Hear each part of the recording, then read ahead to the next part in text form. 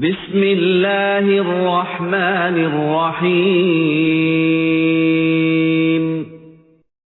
إذا جاء نصر الله والفتح